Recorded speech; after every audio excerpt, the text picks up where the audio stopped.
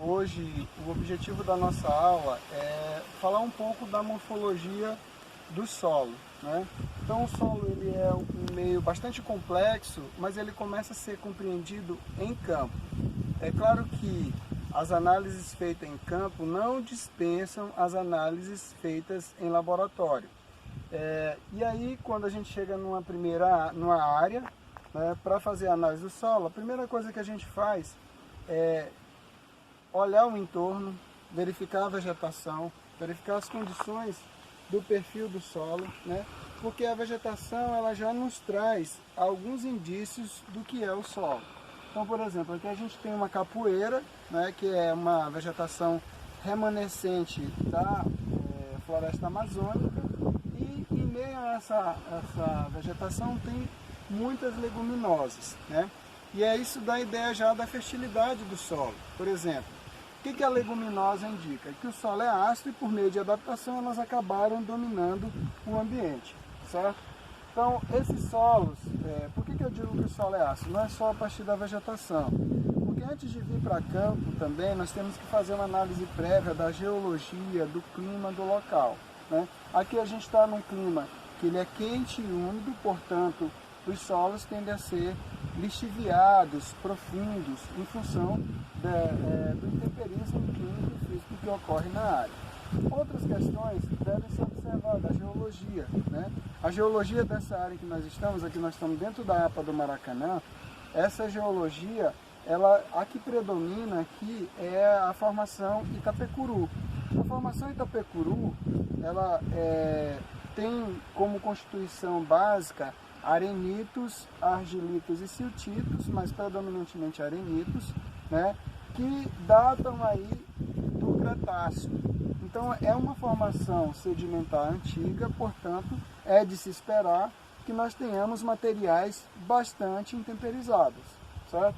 Bom, então dentro da análise de um solo, apesar de quando a gente chega em campo, começa logo a observar o horizonte A, né? E a gente vai observar toda uma sequência de horizontes que tem ao longo do perfil. Entretanto, muitas vezes, uma primeira morfologia que tem que ser vista é a questão da transição entre horizontes, certo? Muitas vezes, essa transição ela é bastante clara, né? Dá para ver aqui com nitidez a diferença de um e outro, mas muitas vezes eu vou precisar definir esse limite ou com base em análises auxiliares, além da cor, por exemplo, a textura, a penetração de uma ferramenta que eu vou usar uma faca para perceber o som, a intensidade de penetração, né? E também muitas vezes eu vou recorrer a horizontes de transição. Quando eu não consigo diferenciar o limite de um horizonte e outro, né, eu não consigo perceber claramente o que é um horizonte e o que é um outro horizonte, eu vou recorrer à tática do horizonte de transição. O que é um horizonte de transição? É um horizonte que está entre um horizonte e outro, mas ele tem características tanto de um quanto de outro, certo? Bom, então dentro da análise morfológica, a primeira análise que tem que ser feita assim é justamente a cor, né? Porque a cor ela vai me dar uma noção da distribuição de horizontes ao longo do perfil do solo, certo?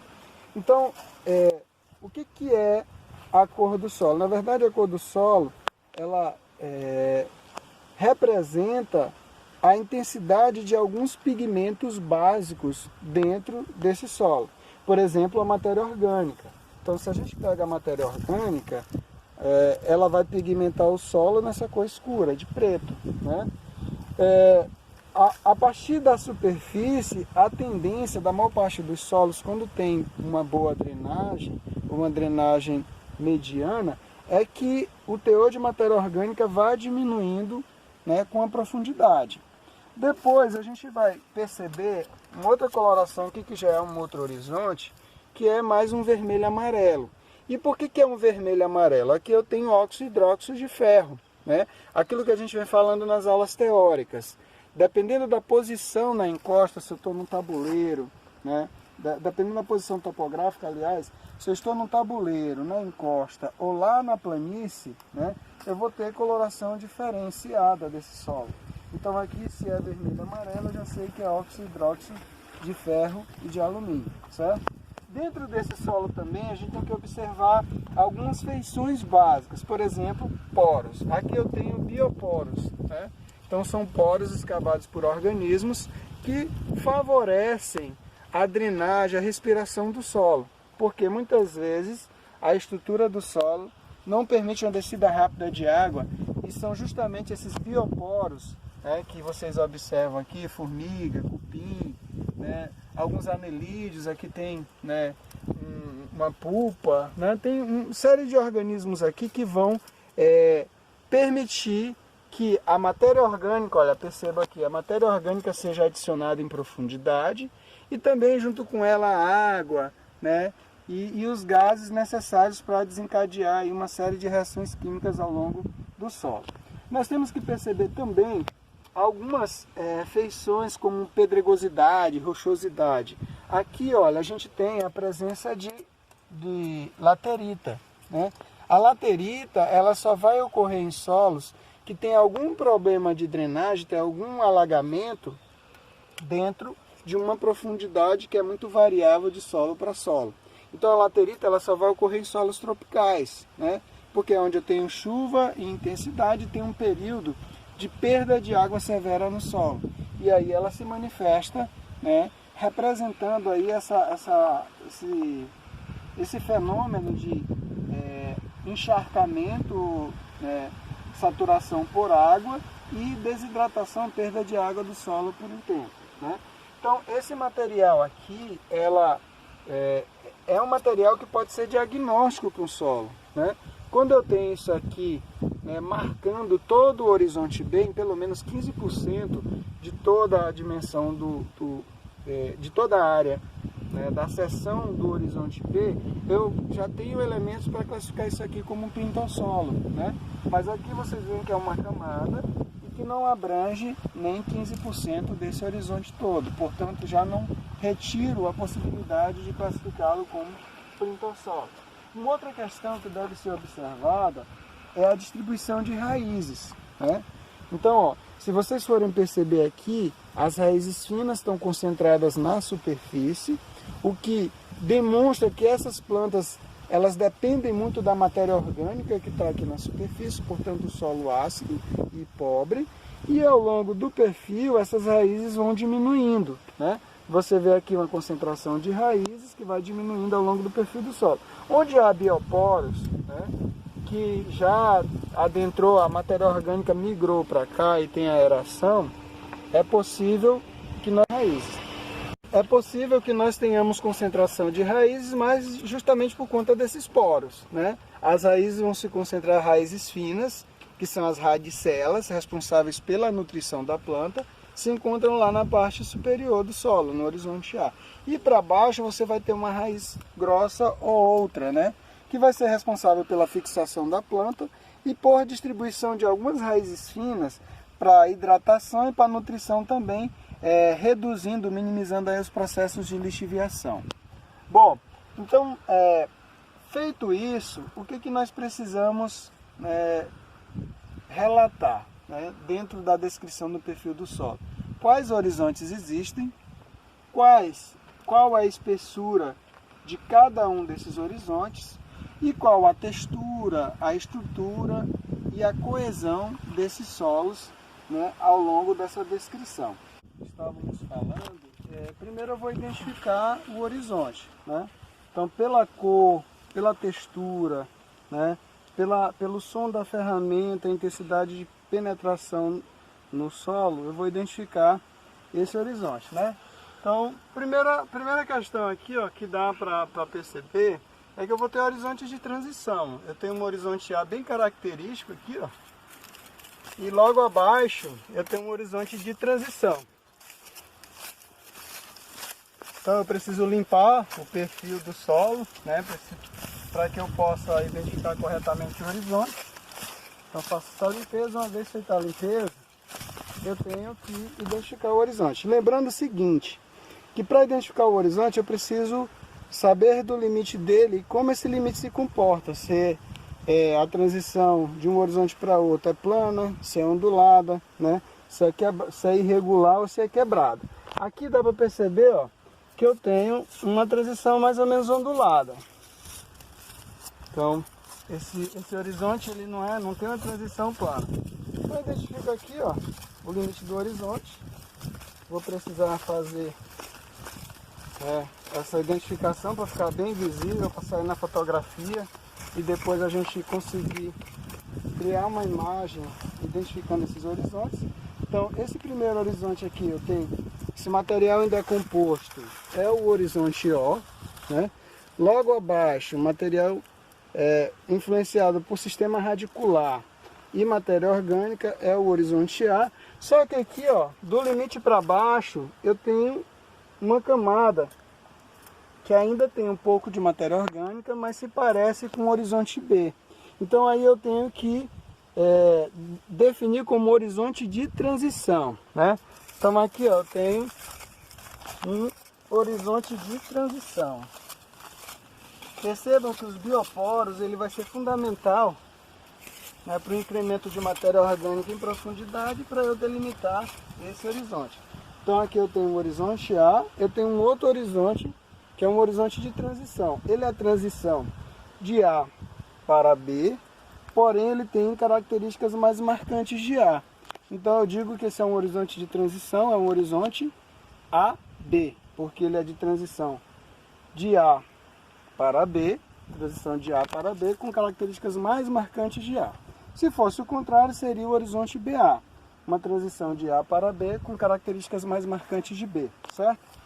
Bom, então aqui, olha, aqui que começa o aspecto mais complexo de definição de limite de horizonte, porque aqui eu tenho uma transição que é clara, e para cá a transição é gradual, né?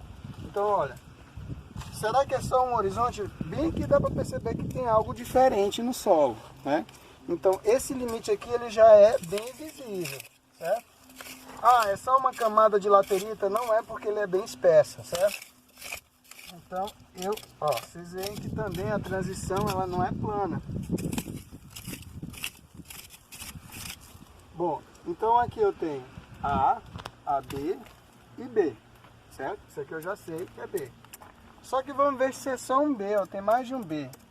Ó, pelo som da ferramenta, se chegar mais perto aqui, vocês vão ouvir um som diferente, ó. Para baixo ele vai se adensando, o solo vai ficando mais denso, a porosidade vai diminuindo, e isso que dá uma sonoridade diferente, ó.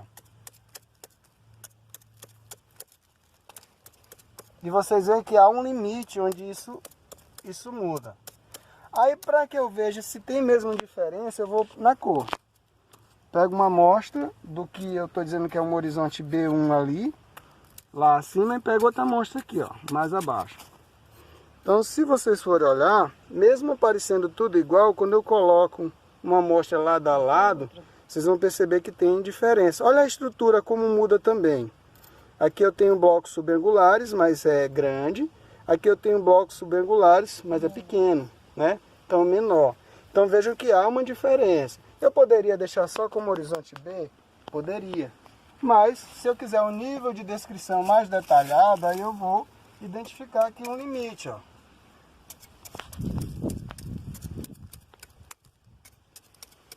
Ó, aqui a transição está aqui mais ou menos, ó.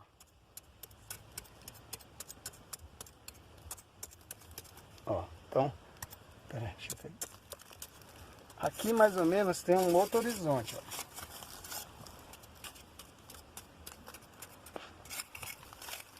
E que também não tem uma transição plana, né? A transição. Então vamos lá. Um horizonte A, um horizonte AB, um horizonte B1, um horizonte B2 e um horizonte B3, certo? Vamos ver que horizonte é esse. Primeiro, eu vou pegar uma amostra dele e ver se tem serosidade. Vocês vão ver que não tem serosidade alguma, aquele aspecto luminoso e tal, não tem serosidade, certo? Portanto, se o solo é profundo, tem mais de 40 centímetros, tem um horizonte B, que é marcado por uma perda de base, não tem serosidade, eu já começo a levantar a hipótese de que isso aqui é um latossolo, certo? Por quê? Porque eu tenho profundidade, tenho um horizonte B, que é latossólico, mas aí eu tenho um horizonte B aqui embaixo, né? Então, vamos tentar ver um pouco mais profundo aqui, se ele for um horizonte, ou se for um horizonte mesmo, não for só uma camada, aí eu já posso ter uma outra classificação.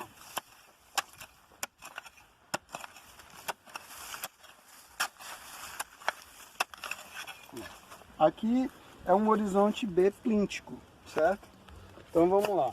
Eu tenho um horizonte A, um horizonte AB, um BW1, um BW2 e um horizonte BF, um horizonte plíntico. Então, no sistema brasileiro de classificação do solo, se esse horizonte tiver a menos de 40 centímetros, ele é diagnóstico, mas aqui está a mais de 40 centímetros, certo? Portanto, esse solo aqui, sem análises complementares, eu posso chamar inicialmente de latossolo. E aí seria latossolo de que cor, né? Na segunda ordem. Então eu teria aqui um latossolo que ele vai ser classificado como um vermelho-amarelo. A gente vai olhar a cor e vai dar vermelho-amarelo.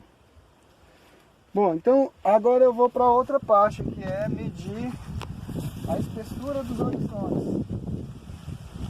Então, ó, qual o procedimento? Eu pego uma fita métrica própria para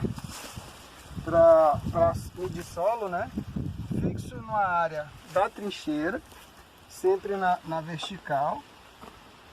Bom, o zero tem que ficar lá na superfície, porque ele vai indicar o limite, o começo, o início do horizonte A, eu não pego o horizonte O, certo? E aí, a partir daí, eu vou começar a descrever o horizonte, sempre com a planilhazinha. Então, primeiro horizonte, o horizonte A, qual a profundidade dele? 20 centímetros. A transição é plana. Apesar de ter pequenas ondulações aqui, mas a gente pode relevar, certo? O horizonte AB, né? Então, quando eu vou descrever o horizonte, eu tenho que falar de espessura e de profundidade, certo? Então, qual a profundidade do horizonte AB? Ele começa aqui, ó, em 20 centímetros e vai até aqui o limite máximo, 70 centímetros. Então eu coloco lá de 20 a 70 centímetros. Quando eu for descrever a espessura, aí que eu vou falar dessas irregularidades aí da transição, né? A transição de A para AB, ela é plana. De AB para B, ela é ondulada, certo? Ela já tem uma ondulação aqui.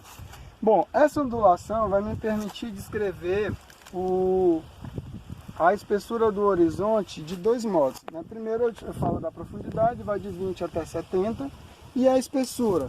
Eu vou pegar a espessura, né, a mínima, então faço a medição aqui, supondo aí que é 20 centímetros, e a máxima, aí eu coloco entre parênteses do lado. Vai de 20 até 50 centímetros, certo? Isso aí eu estou dizendo que, pelo fato de ter uma transição ondulada, a espessura é variável, certo? Vai de 20, a espessura mínima, até 50, a espessura máxima. Para os outros horizontes, do mesmo modo, né? Então eu vou dizer que o horizonte BW1, ele está de 50, que é o limite máximo do outro horizonte lá, né? De 50 até 90, e vou descrever a espessura também, depois, certo? Isso eu vou fazer com todos os horizontes. Bom, nesse horizonte aqui, que é o horizonte BF, né? É o B plíntico, o que eu vou dizer? Olha, eu tenho um limite dele aqui que eu estou vendo. Eu só escavei até 1,20 m. Lembrando que para solos profundos, o Sistema Brasileiro de Classificação do Solo coloca que a gente tem que escavar até 2 metros, certo? Bom, então eu tenho aqui esse horizonte, qual é a profundidade dele? Ele vai de 120 mais, porque eu não sei até onde ele vai, certo? Não está escavado, eu não posso escrever. 120 mais, beleza? Então essa é a questão. Depois que eu faço isso, aí chega uma hora importante, que é coletar as amostras, né? Então eu pego ali um balde, Então eu vou pegar um balde aqui, ó, para coletar a amostra, e eu vou coletar sempre a amostra de baixo para cima. Bom, qual é a função de coletar a amostra de baixo para cima? Para evitar contaminação. Se eu coleto de cima para baixo, os sedimentos de ar vão contaminando os outros horizontes. Aí eu não posso não ter no laboratório uma amostra que dê conta da realidade. Então eu coleto, limpo bem o balde, né, o balde limpo, vou coletar sempre de baixo para cima. Eu vou tirando a amostra, né? Vou tirando de vários pontos do mesmo horizonte para ter uma noção da distribuição dos dados aí ao longo de todo o perfil. Beleza, coletei aqui, ó. Minha amostra, dependendo do tipo de solo, ela pode ser de 1 kg, mas sempre é bom coletar mais. Uma outra coisa importante, quando eu coleto solo, algumas pessoas descartam a pedregosidade ou a rochosidade do solo, o que está errado. Por quê? Quando eu vou descrever esse horizonte, com base nos dados do laboratório, tem que ser quantificada a pedregosidade, certo? Então é equivocado descartar. A gente descarta o quê? As raízes. Raízes, folhas, isso tem que ser descartado. Mas o material, né, rochoso não deve ser descartado. Então coletei a amostra, fiz a coleta, limpo o balde para coletar a próxima. Depois eu pego um outro saco aqui, ó, amarro a boca deste saco, né, coloco a amostra dentro do segundo saco e coloco uma etiqueta, né? O que tem na etiqueta? Tem que descrever o local de amostragem, a coordenada de amostragem e a possível classe de solo, certo? Isso é suficiente. Bom, coletei uma primeira amostra e vou fazer isso com todos os outros horizontes, certo? Então fiz a coleta, todos os outros eu vou coletar. Então nós não vamos coletar tudo aqui porque é só para vocês entenderem o procedimento. Então coletei, ó, lembre sempre que a linha que a gente fez vai ser o limite para a coleta, né, para não contaminar um horizonte com outro. E como é que a gente vai saber que nossa descrição morfológica daí dos horizontes está correta? Quando vocês levarem para o laboratório, as análises físicas e químicas tem que dar diferente, porque se der igual, eu não fiz uma divisão coerente, né? Então isso tem que ser observado também. Supondo que deu a mesma soma de base, isso é impossível de acontecer. Se eu descrevi corretamente, é impossível. Deu a mesma textura, praticamente impossível, né? Porque se tem diferenciação de cor, daquele sonzinho da ferramenta ao penetrar, é porque também tem diferença nos constituintes do solo. Isso vai me permitir diferenças laboratoriais também, certo? Bom, fiz a descrição do horizonte, transição. Vamos falar da transição. A gente falou de transição com relação à topografia. Transição plana, transição ondulada. Essa aqui é meio irregular, certo? Quanto a transição de um horizonte para outro, quanto à nitidez, né? Essa transição aqui é clara, ou seja, dentro de 7,5 centímetros aqui eu consigo perceber a diferença de um horizonte para outro. Aqui também do mesmo modo, mas aqui esse espaço muda, né? Então eu tenho uma faixa maior para eu detectar a diferença, né, de um horizonte e outro. Isso eu chamo de transição difusa, né? Então eu tenho transição clara, essa aqui eu posso até chamar de gradual porque o espaço é maior, e essa aqui é difusa, certo? Então eu tenho essa transição aí. Bom, fiz a descrição do horizonte, eu posso tirar, né, depois que eu faço essa descrição, é bom vocês sempre tirem foto antes de perturbar o perfil do solo, né, antes de perfurar muito.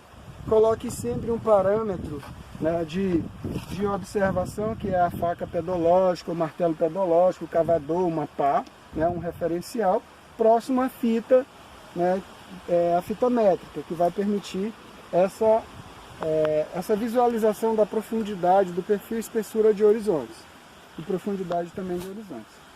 Beleza? Então, feito isso, tirei foto, né, fiz a primeira descrição dos horizontes, aí eu posso tirar a fita aqui e vou para as análises, para as demais análises morfológicas. Então, do mesmo modo, né, eu posso, aqui essa outra análise pode ser de baixo para cima, de cima para baixo, não tem importância porque você pode separar, né, uma amostra da outra. Primeira coisa que eu vou observar, a estrutura, né, cor e estrutura do solo. Então, para eu observar a estrutura, o que eu faço? Ó? Pego uma amostra do solo, coloco sobre minha mão ou sobre um papel branco e vou analisar essa amostra. Ó. Então vocês conseguem perceber aqui, ó, que o solo ele está agregado, né? Ele está formando agregado. Então vocês veem aqui, ó, tem agregado de 2 tamanhos, pelo menos, né? Então, porque a gente considera uma média, tem então um tamanho pequeno e um tamanho médio. Um ou outro bloco aqui, né, maiorzinho. Esses blocos aqui, ó, eles têm um formato, né? Pelo próprio nome é bloco, ele tem um formato de bloco, né? E ele tem algumas arestas, olha, as arestas bem visíveis. Isso aqui é o que eu chamo de bloco angular, certo? Então eu tenho ângulos aqui, ó. Né? Se você pega aqui direitinho, você vai ver ângulos, né, se formando aqui nessas arestas. Então esse é um bloco que eu chamo de bloco angular. Ele varia de pequeno a médio. Então qual é a estrutura do horizonte A? Ele é em blocos angulares, pequeno a médio, certo? Essa é uma descrição. Agora, com relação à estabilidade do agregado. Então, se você pegar aqui, ó, ele é uma estrutura que é fraca ainda, né? Ó, ele quebra facilmente. Ó. Então, a estrutura ele é em blocos subangulares, que varia de pequeno a médio, e ela é fraca, certo? Então, essa é a descrição que tem que ser feita. Vou fazer no outro horizonte. Ó, percebam que aqui já muda um pouco a conformação, né, da estrutura. Eu tenho aqui, ó,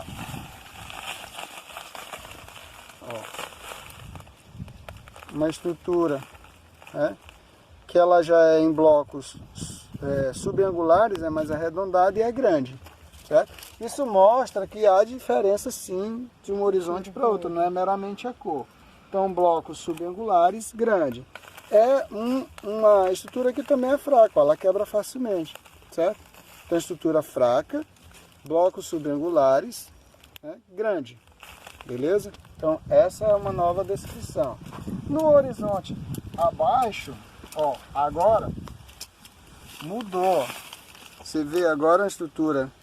Ela é em blocos angulares, está bem visível isso, certo?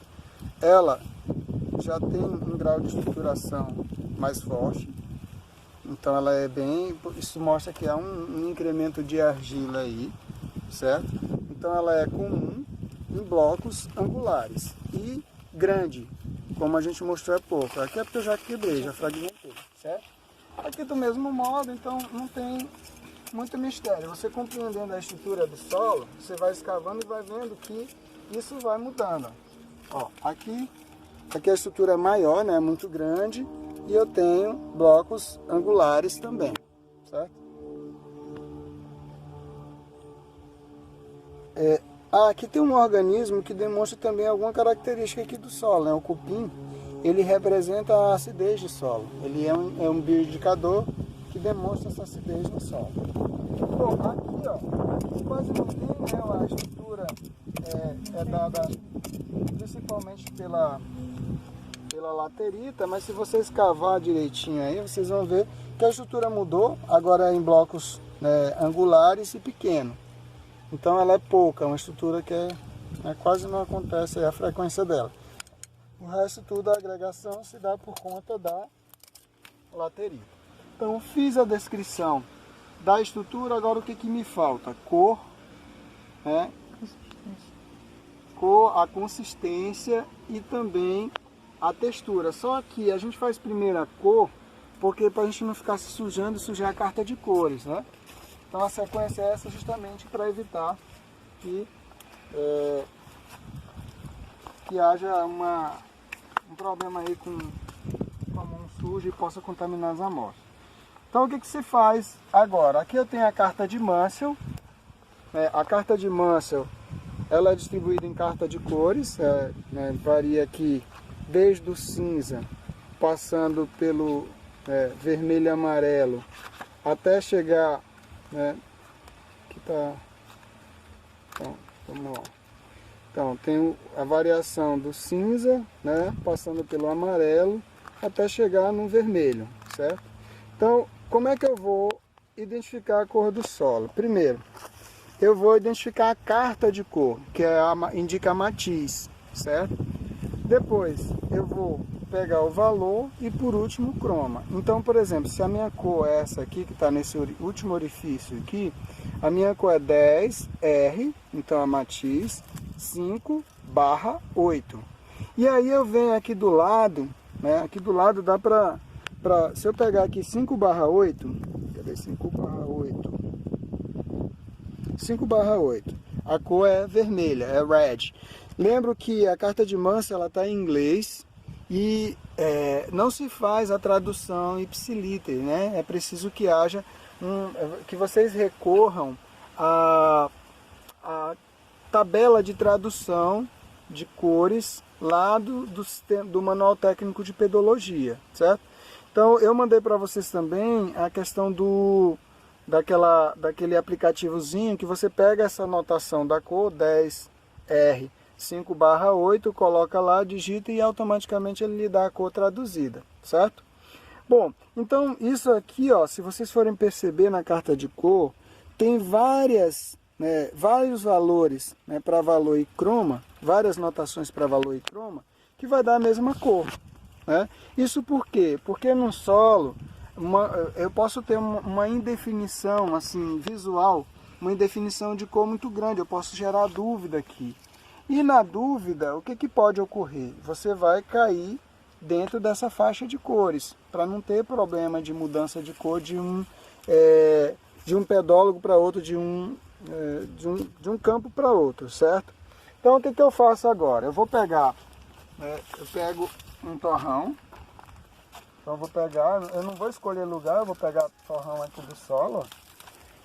Peguei o torrão e vou detectar a cor do solo. Então eu pego aqui, ó, isso aqui tem uma coloração mais amarelada, então eu vou lá para a cor que dê mais uma mistura do vermelho e amarelo. Aqui, ó, por exemplo, é uma cor do vermelho e amarelo, 5YR. Então eu tenho 50% de amarelo e 50% do vermelho. Então pego aqui a carta de cor, coloco lá por trás da carta e vou identificar a cor. Nunca você vai encontrar uma cor com precisão, mas aqui, ó, a gente já detectou, né, a cor. Então, qual é a minha cor aqui? Ela é 5YR, certo? 4/3. Então, 5YR 4/3, vocês vão ver que cor vai dar. Aqui, ó, tá o reddish brown, né? E depois vocês vão olhar lá na tradução qual cor deu de fato. Então, eu faço a cor primeiro seca, depois eu faço ela úmida, e depois amassada, certo? Então eu fiz a primeira, a gente vai sempre anotando cor do horizonte A. Deu qual cor? 5YR 4/6. 4/6, né? Então, não, foi isso aqui, 5YR 5/4. 5/4, né? Bom, aí eu pego a outra cor. Tem que dar uma cor diferente, não pode dar a mesma não, né? Se der é porque tá errado. Pode dar aproximado, né? Pode dar dentro daquela mesma faixa de valor, mas a leitura, né, normalmente dá diferente. Ó, aqui eu já tenho uma cor que é mais amarela. Então eu vou mudar aqui. Então aqui, ó, uma aproximação. Eu tenho 7,5YR 6/4. 7,5YR 6/4, certo? Qual é a cor? 6/4. 6/4, cadê? 6/4. Light brown, né? Então tem uma tradução, se você for traduzir ao pé da letra, vai dar diferente, né? Mas aí você olha lá a tabela de tradução de cores no Manual Técnico de Pedologia. Aqui, ó, a cor vai saindo, né, do vermelho e amarelo, passando para o amarelo. Mas deixa eu ver aqui. Então peguei agora do horizonte BW1.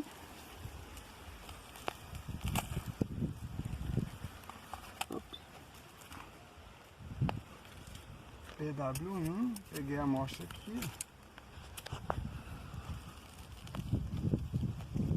Ó, esse aqui já deu 7,5YR 7/8, certo?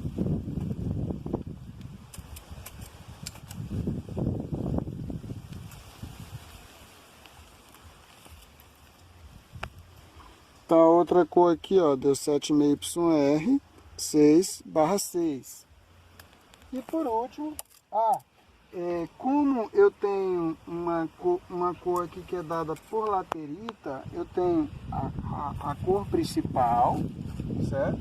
E eu tenho as manchas. A cor principal eu faço a leitura e abaixo eu pego uma mancha dessas aí para poder fazer a descrição.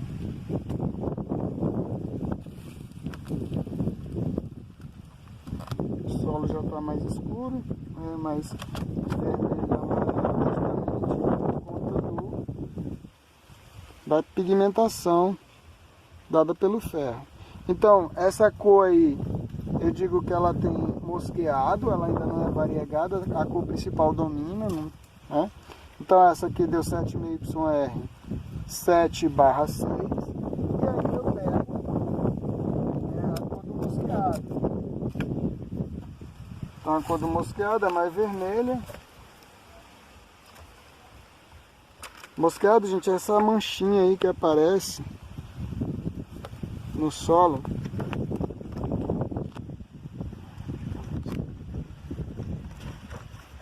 Bom, então essa daqui deu 2,5YR 5/6, certo?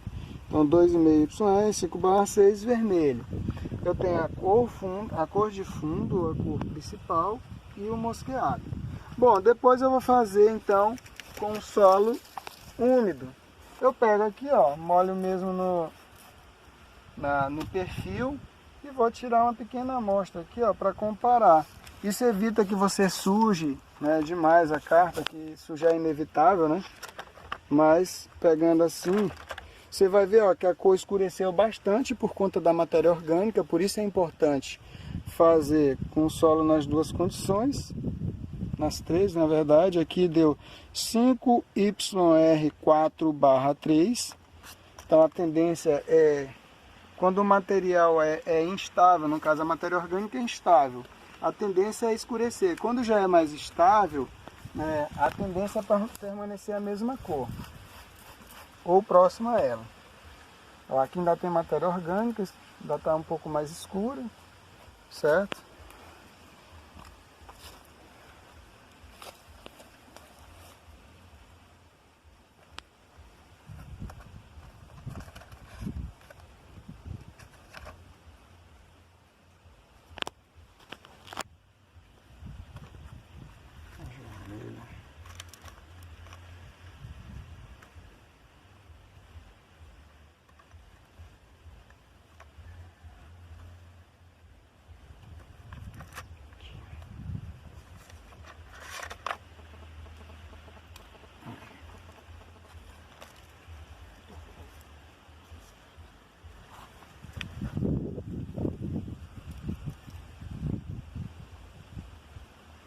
Aqui, ó.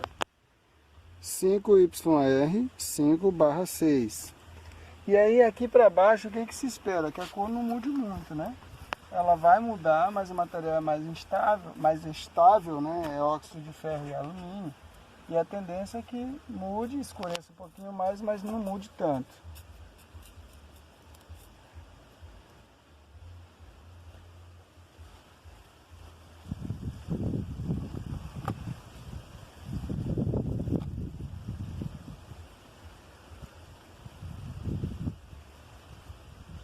Então 5YR 5/6, não mudou quase nada. Quase nada. Não muda muito. Na outra, no outro horizonte também.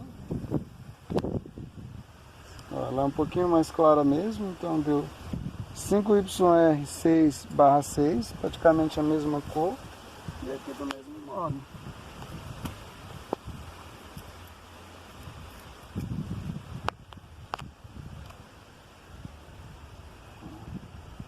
Cinco YR 5/6. Também então não muda muita coisa não. Certo? No mosqueado não precisa porque ele é um material estável e não vai mudar. Certo?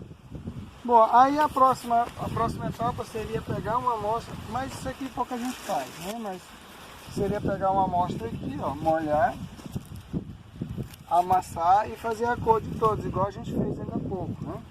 Mas aí se o material, do mesmo modo, o material que é estável e tal, ele tende a mudar, o outro não muda tanto. Essa fase aqui, ó, então aqui dá aproximadamente aí 5YR 3/3, vai diminuir o brilho e o croma, né? Vai ficar uma cor mais escura. Eu vou amassando e aí eu vou pegar só do horizonte abaixo aqui para vocês terem uma ideia. Lembrando que vocês têm que limpar a mão para não misturar os materiais, né? Pega aqui, ó. Faz, pega a amostra e vai fazer a amassada.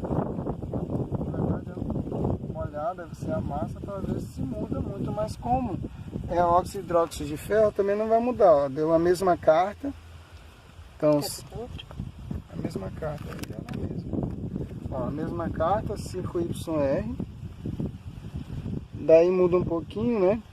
Deu aqui 6/8. Então não muda muito. Né? Bom, agora o que a gente vai fazer? A textura, né? Então a textura, eu pego o material, aqui dá para perceber que tem um domínio da areia, né? Então a textura vai ser arenosa. Ó. Então você pega e esfrega a amostra entre um dedo e outro, né? E você vai escutar um sonzinho, né? Mostrando que ela está meio áspera, então tem mais areia, certo? Na maioria dos solos, isso vai mudar ao longo do perfil. Abaixo, a tendência é ter um pouquinho mais de material fino, né? E quando essa mudança ela é bem significativa, aí eu digo que embaixo tem um horizonte B textural. O B textural caracteriza o argissol. Ó, pegou outra amostra. Aqui tem um pouquinho mais de silt, mas não deixa de ser arenoso ainda, né? Ó. Então já diminuiu porque teve um incremento de argila, mas continua sendo uma textura média, uma textura grossa, aliás, uma textura arenosa. Lembrando, gente, que há uma diferença aí de textura para granulometria. O que é granulometria? Granulometria eu vou quantificar as partículas, eu vou dizer quantos por cento ou quantos gramas por quilograma tem de argila, areia e silt na amostra, certo?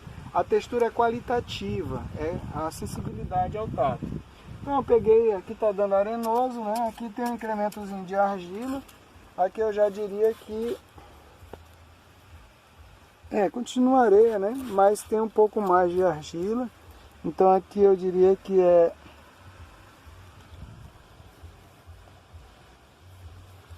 continua arenosa mesmo. Vocês vão ver que tem muita... Mas aqui já tem um teor de argila, ó, expressivo, né? Já está moldando, então seria arena argiloso, né? Então tem mais um teor de material de argila aqui incrementado em profundidade, mas não chega a caracterizar aquela relação textural. Se tivesse um incremento muito grande, eu já diria que é um B textural, certo? Então sairia da classificação de latossolo e entraria no argissolo. Lembrando que, além do incremento de argila, eu tenho que ter algum nível de serosidade, né, para caracterizar o argissolo, porque senão só o incremento de argila não é suficiente. Bom, agora eu vou fazer a plasticidade e a pegajosidade, que são formas indiretas de medir a coesão do solo, certo? Então eu pego primeiro seco, ó, eu vou ver que eu pego o torrão do solo e esmago aqui, ele esmaga com facilidade. Então eu digo que esse solo é friável no horizonte A, no horizonte AB ele continua friável, certo? No horizonte BW1, ele ainda continua friável, mas o nível de dureza dele está aumentando, mas não dá para classificar ainda como duro ou muito duro. Então ele é friável ainda. No horizonte BW2, aí sim já aumenta o nível de dureza. Então eu já digo que é um solo duro. E aqui no horizonte BF, ele também é um solo duro, certo? Então tem um nível de coesão maior. Aí eu vou fazer agora com ele, né, molhado, úmido, aliás. Eu faço primeiro úmido. Então a friabilidade dele tende a aumentar, né? Então, ele é friável e assim vai se reproduzir nos outros horizontes, certo? Agora, para medir com ele molhado, aí eu vou medir a partir da plasticidade, da pegajosidade, certo? Então eu pego uma amostra e aí primeiro eu vou trabalhar com a pegajosidade. Faço medir essa amostra, tornar úmida aqui, né? E aí, depois que eu amasso a amostra, eu vou pegar essa amostra amassada e colocar entre o polegar e o indicador, né? E vou ver se tem algum nível de pegajosidade. Não tem pegajosidade. Então ele é não pegajoso, certo? Não pegajoso. Eu pego ainda, né? Posso usar a mesma amostra, complementar a amostra aqui e vou medir a plasticidade. A plasticidade, gente, eu vou moldar, vou tentar moldar aqui um bastão, certo?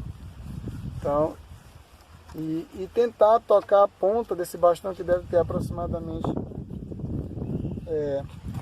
15 centímetros e 1 centímetro de diâmetro, né?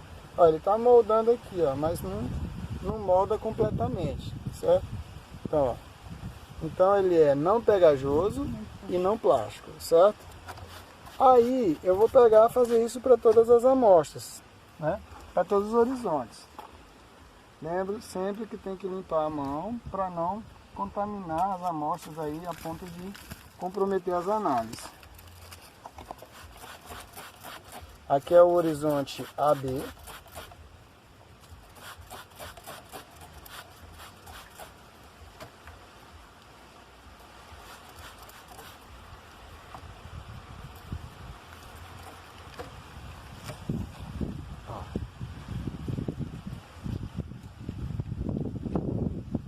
Já tem um pouco de pegajosidade, então já digo que é ligeiramente pegajoso.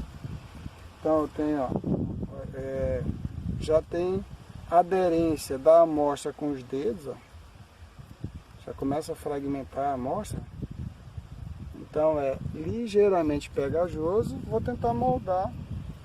A tendência quase sempre é da pegajosidade aumentar com a plasticidade, mas isso não é regra.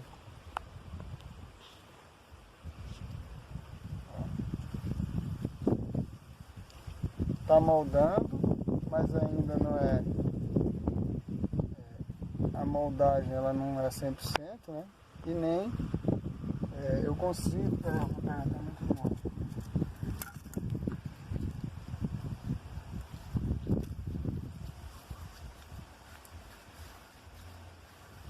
Não consigo. Não começa a fazer, né?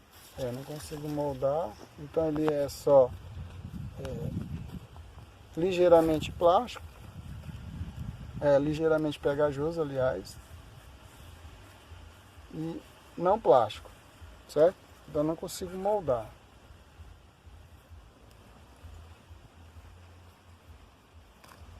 Pega outra amostra, vou fazer a mesma coisa.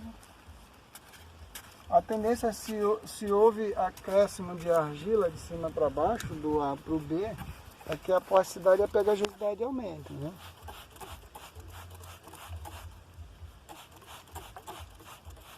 Lembrando, se você tiver dúvida, né, você tem que fazer 1, 2, 3, 4, 10 vezes até tirar a dúvida. Não é coisa que você faça de primeira e vai dar tudo certo, não. Ó, Agora aqui, ó, ele já é, né, já tem um nível de pegajosidade maior. Então ele já é, vamos ver se ele é, não, ele continua sendo ligeiramente pegajoso. Ele ainda não divide completamente a amostra, né?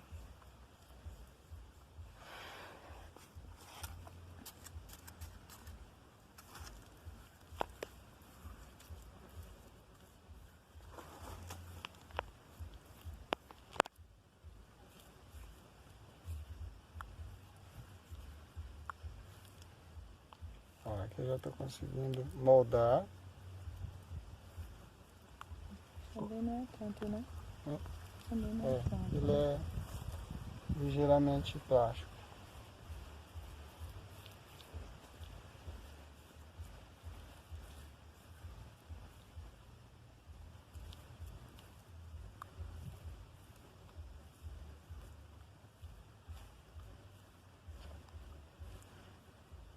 Ó.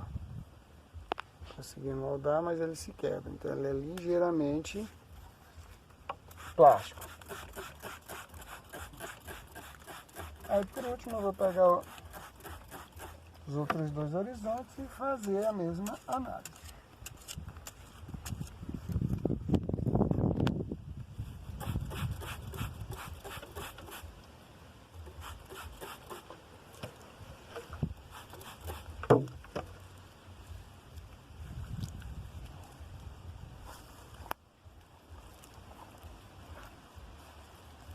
Ligeiramente pegajoso também, certo? Tem algum nível de pegajosidade e ligeiramente plástico. Então não adianta tentar moldar muito, assim, porque o crema de argila não é tão significativo. Ó, então todas essas características aqui, toda essa morfologia que a gente está fazendo, está coincidindo com o latossolo, certo?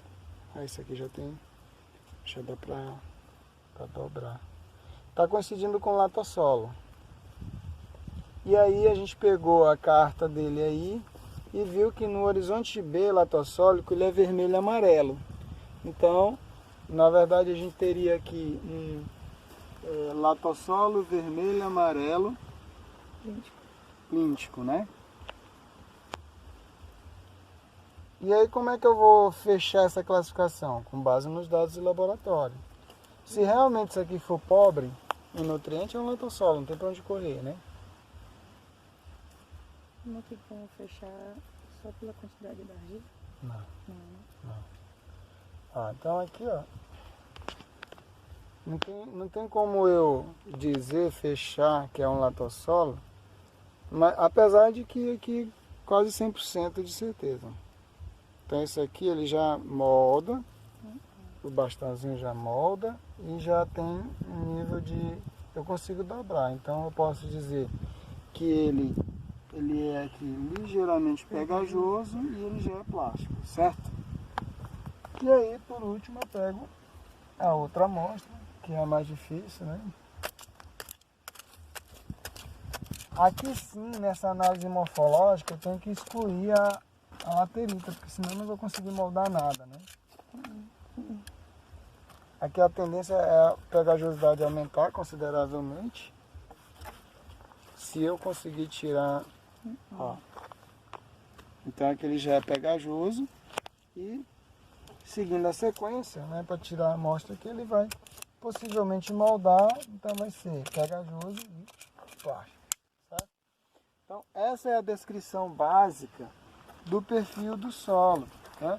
Uma outra questão que eu posso fazer também em cada horizonte é aquela descrição das raízes, né? A distribuição das raízes. Vocês vão dizer presente bioforo, raízes finas, abundantes, né? Grossas são comuns no horizonte A. Aqui, raízes finas, elas são frequentes, né? Raiz grossa são raras. E aqui ela vai diminuindo a quantidade de raiz, inclusive as raízes finas vão ficando menos, vão se concentrando menos aí justamente pela acidez do solo. Tá, então você vai pegar a amostra no horizonte, mas ter o cuidado sempre de limpar a mão para não contaminar uma amostra com outra, né? Então você pega aqui, ó, faz, pega a amostra e vai fazer a amassada. Na verdade, uma olhada, você amassa para ver se muda muito, mas como é óxido hidróxido de ferro, também não vai mudar. Ó. Deu a mesma carta. Então, a mesma carta, deu na mesma. Ó, a mesma carta, 5YR. Daí muda um pouquinho, né? Deu aqui 6/8. Então não muda muito. Né? Bom, agora o que a gente vai fazer? A textura, né? Então a textura, eu pego o material, aqui dá para perceber que tem um domínio da areia, né? Então a textura vai ser arenosa. Ó. Então você pega e esfrega a amostra entre um dedo e outro, né? E você vai escutar um sonzinho, né? Mostrando que ela está meio áspera, então tem mais areia, certo? Na maioria dos solos, isso vai mudar ao longo do perfil. Abaixo, a tendência é ter um pouquinho mais de material fino, né? E quando essa mudança ela é bem significativa, aí eu digo que embaixo tem um horizonte B textural. O B textural caracteriza o argissol. Ó, pegou outra amostra. Aqui tem um pouquinho mais de silt, mas não deixa de ser arenoso ainda, né? Ó. Então tem, já diminuiu porque teve um incremento de argila, mas continua sendo uma textura média, uma textura grossa, aliás, uma textura arenosa.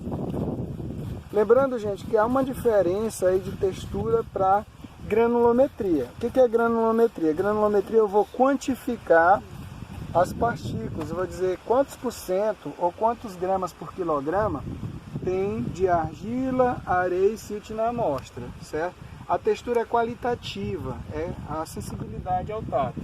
Então eu peguei, aqui está dando arenoso, né? Aqui tem um incrementozinho de argila, aqui eu já diria que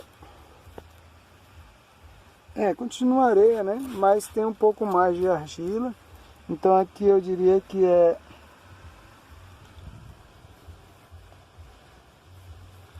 continua arenosa mesmo. Vocês vão ver que tem muita... Mas aqui já tem um teor de argila, ó, expressivo, né? Já está moldando, então seria arena argiloso, né? Então tem mais um teor de material de argila aqui incrementado em profundidade, mas não chega a caracterizar aquela relação textural. Se tivesse um incremento muito grande, eu já diria que é um B textural, certo? Então sairia da classificação de latossolo e entraria no argissolo.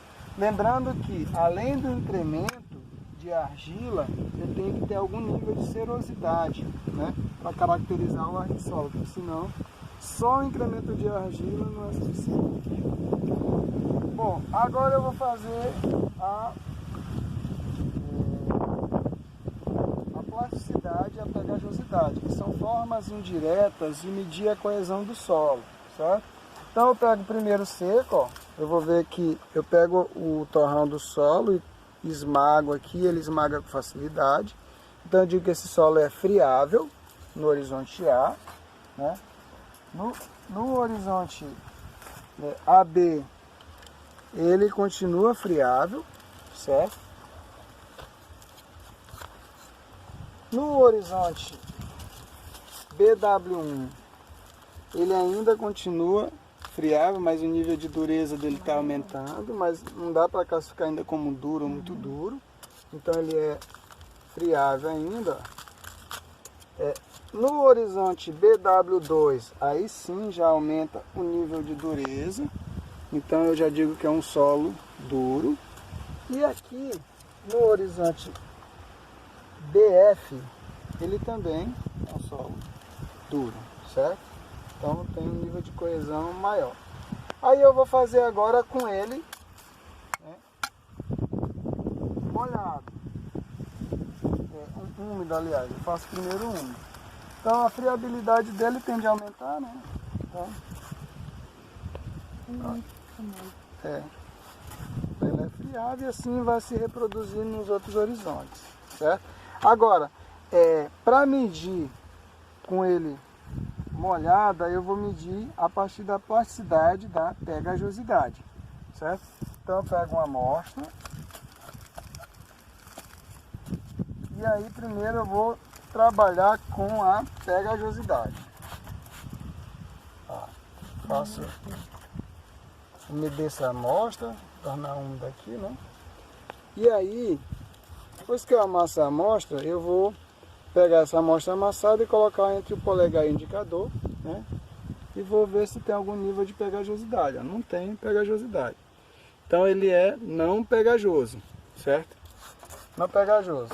Eu pego ainda, né? Posso usar a mesma amostra, complementar a amostra aqui e vou medir a plasticidade. A plasticidade, gente, eu vou moldar, vou tentar moldar aqui um bastão, certo? Então, e tentar tocar a ponta desse bastão, que deve ter aproximadamente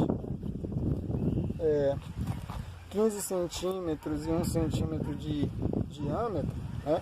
Olha, ele está moldando aqui, ó, mas não molda completamente, certo?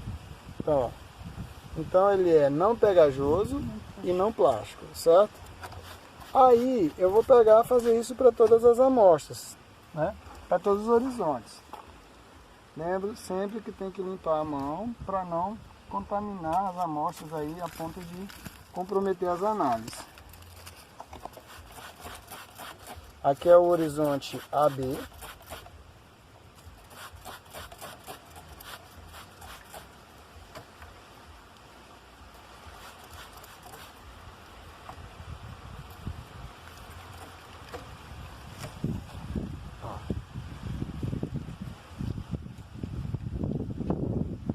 Já tem um pouco de pegajosidade, então já digo que é ligeiramente pegajoso. Então eu tenho, ó, já tem aderência da amostra com os dedos, ó. Já começa a fragmentar a amostra. Então é ligeiramente pegajoso. Vou tentar moldar. A tendência quase sempre é da pegajosidade aumentar com a plasticidade, mas isso não é regra.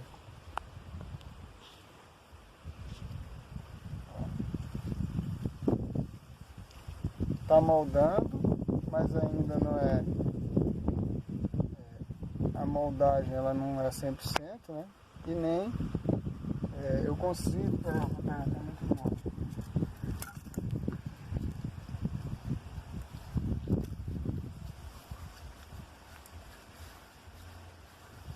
Não consigo. Não tem mais pensaria, né? Não consigo moldar, então ele é só ligeiramente plástico, ligeiramente pegajoso, aliás, e não plástico, certo? Então não consigo moldar.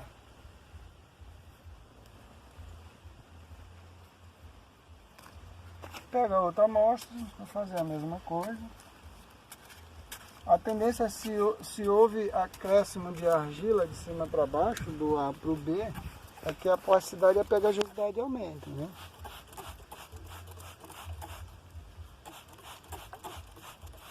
Lembrando, se você tiver dúvida, né, você tem que fazer 1, 2, 3, 4, 10 vezes até tirar a dúvida. Não é coisa que você faça de primeira e vai dar tudo certo, não. Ó. Agora aqui, ó, ele já né, já tem um nível de pegajosidade maior. Então ele já vamos ver se ele é... Não, ele continua sendo ligeiramente pegajoso. Ele ainda não divide completamente a amostra, né?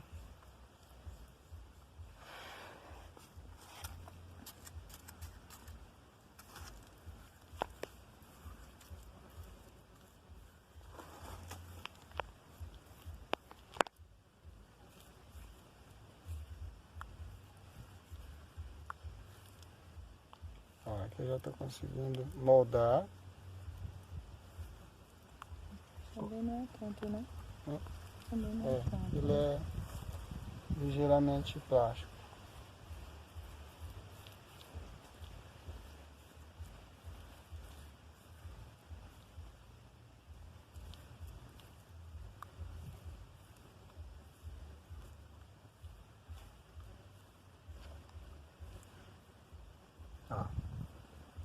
conseguir moldar, mas ele se quebra. Então ele é ligeiramente plástico. Aí por último eu vou pegar os outros dois horizontes e fazer a mesma análise.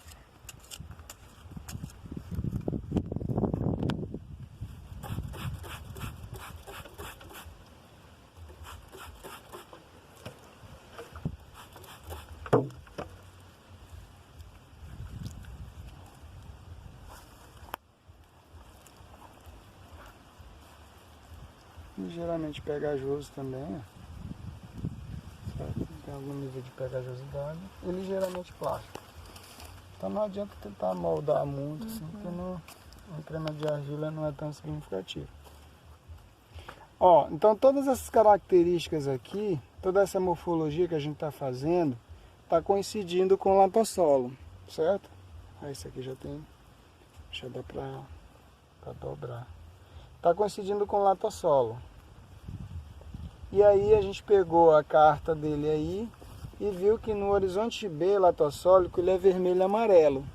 Então, na verdade a gente teria aqui um latossolo vermelho e amarelo plíntico, né? E aí como é que eu vou fechar essa classificação? Com base nos dados de laboratório. Se realmente isso aqui for pobre em nutriente, é um latossolo, não tem para onde correr, né? Não tem como fechar só pela quantidade da argila? Não. Ah, então aqui, ó. Não tem como eu dizer, fechar que é um latossolo, mas apesar de que aqui quase 100% de certeza. Então esse aqui ele já molda, o bastãozinho já molda e já tem um nível de... eu consigo dobrar, então eu posso dizer que ele é aqui ligeiramente pegajoso e ele já é plástico, certo? E aí, por último, eu pego a outra amostra, que é a mais difícil, né? Aqui sim, nessa análise morfológica, eu tenho que excluir a laterita, porque senão eu não vou conseguir moldar nada, né? Aqui a tendência é a pegajosidade aumentar consideravelmente. Se eu conseguir tirar, ó. Então aqui ele já é pegajoso e seguindo a sequência, né, para tirar a amostra que ele vai possivelmente moldar, então vai ser pegajoso e plástico, certo? Então essa é a descrição básica do perfil do solo, né? Uma outra questão que eu posso fazer também em cada horizonte é aquela descrição das raízes, né? A distribuição das raízes. Vocês vão dizer presença de bioporo, raízes finas, abundantes, né? Grossas são comuns no horizonte A. Aqui, raízes finas, elas são frequentes, né? Raiz grossa são raras. E aqui ela vai diminuindo a quantidade de raiz, inclusive as raízes finas vão ficando menos, vão se concentrando menos aí justamente pela acidez do solo. Compactação, né? Bom, a compactação do solo, à medida que se faz, a compactação do solo não é algo que se mensure em campo sem auxílio de instrumento. Então, como é que eu faço a análise de compactação? Tem um instrumento chamado penetrômetro, que eu vou para o campo e insiro uma haste, né, que vai ter um equipamento que vai medir a resistência de penetração da ferramenta.